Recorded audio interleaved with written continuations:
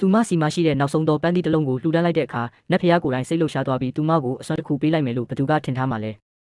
မျက်မမြင်တောင်းရမ်းသူအမျိုးသမီးတစ်ယောက်ဟာဖျားเจ้าတစ်ခုမှာသူမရဲ့တလုံးထဲသောကြံတဲ့ပန်းသီးကိုနတ်ဖျားရုပ်တုထံရိုးရိုးသေးသေးလှူဒန်းခဲ့ပါတယ်သူမရဲ့စိတ်ထားဖြူစင်မှုကြောင့်နတ်ဖျားကသဘောကျသွားပြီးသူမကိုအရာအလုံးကိုဖောက်ထွင်းမြင်နိုင်တဲ့တတိယမျက်လုံးကိုလက်ဆောင်ပေးလိုက်ပါတယ်ဒီအစွမ်းနဲ့ပဲသူမဟာတခြားသူတွေကိုကူညီဖို့ငွေရှာမယ်လို့တစ္ဆာဆိုခဲ့ပါတယ်သူမဆိုင်တဆိုင်ကိုရောက်သွားတဲ့အခါဆိုင်ကူကသူမရဲ့မျက်မမြင်ရုပ်တွင်ကိုကြည့်ပြီးလှောင်ပြောင်ခဲ့ပါတယ်ဒါပေမဲ့သူမမှာအစွမ်းရှိနေတာကိုတော့ဘယ်သူမှမသိကြပါဘူးအဲ့ဒီမှာရှိတဲ့လူမိုက်တစ်ယောက်ကလည်းသူမဟာမျက်မမြင်ဆိုပြီးသူမစီကငွေတွေကိုလိမ်ယူဖို့ကြံစီခဲ့ပါတယ်သူတို့ဟာအန်စာတုံးကစားပြီးလောင်းကြီးထက်ခဲ့ကြတယ်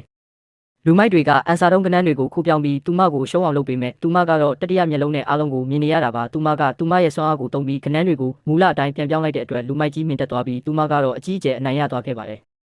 ဒုတိယအချီမှာတော့သူမကရှိသမျှငွေတွေအကုန်ပုံအော်လိုက်တယ်တခြားလူတွေကလည်းလူမိုက်နောက်လိုက်ပြီးလောင်းကြီးထက်ကြတာပေါ့သူမကစေတနာနဲ့ဒီတခါမလောင်းဖို့ဒါပေမဲ့ဘယ်သူမှနားမထောင်ပဲသူမကိုရေမောခဲ့ကြတယ်သူမကဒီတခါဘယ်ကနန်းမှထွက်မှာမဟုတ်ဘူးလို့ပြောလိုက်တဲ့အတိုင်းပဲအန်စာတုံးတွေဟာအရှိန်ပြင်းပြင်းလဲပြီးကနန်းတွေအားလုံးပုံးပဲပျက်စီးသွားတဲ့အထိဖြစ်သွားခဲ့ပါတယ်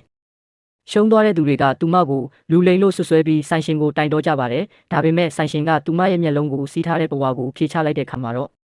အားလုံးဟာအံ့ဩလုံးလို့စကားတော်မပြောနိုင်ပဲငြိမ်သက်သွားခဲ့ကြပါတော့